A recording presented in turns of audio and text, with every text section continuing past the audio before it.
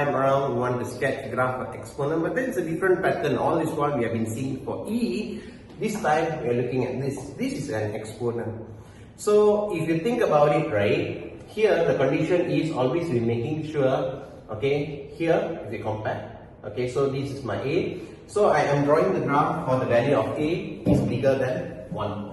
So in case you're wondering why A is bigger than 1, if you think about it, our exponent, right, our E graph, okay, we had like this. So we know if you press your calculator, right, your E is 2.71, which definitely falls under this category. So when you got that, what you have is you have two type of function. One is like this, y equal to E bx. So in this case, my b is positive, so the shape will be like that. Then the other type, which is a type 2, will be like this, y equal to E bx. So in this case, my b is positive. So in this case, my b is negative. Okay, so you got type 1, type 2. So the same thing we do here. Here we have to decide this guy follows the first type or the second type. Okay, I can do that because my 4 is bigger than 1. Okay, so here very clearly, okay, I follow this shape. Why? Because my x is positive. So let us go and draw our graph. So draw graph type 1. Here is your asymptote, so you get it as close as possible, but then you're not going to touch across. So this is going to be my line y equal to 0, my x-axis, my y-axis. As you can see, we've got a y-intercept. So y-intercept, when x is 0, substitute 4 power negative 1, you're going to get 1 over 4 or 0.5.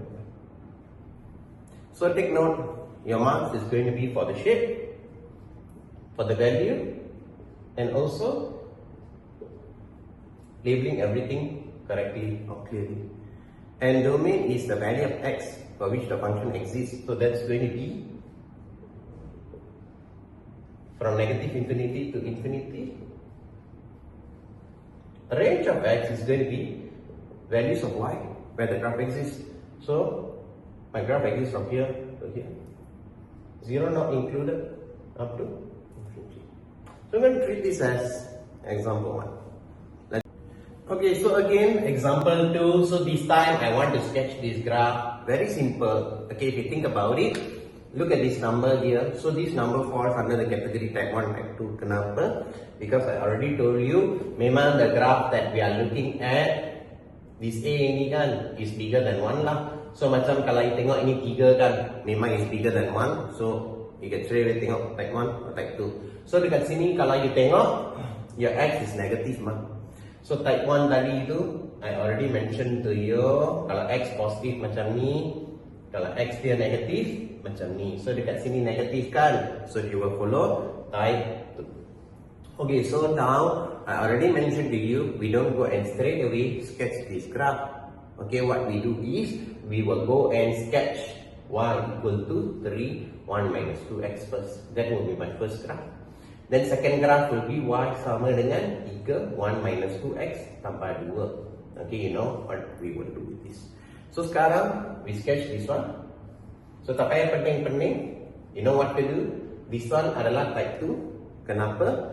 X is negative. So dekat sini, brother.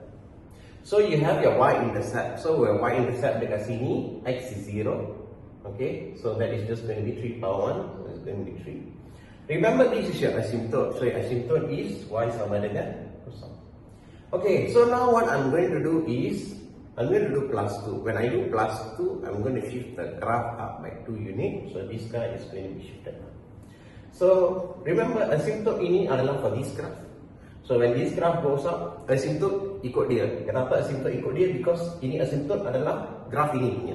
So sekarang, this guy, now, okay, 3 is going to become 5.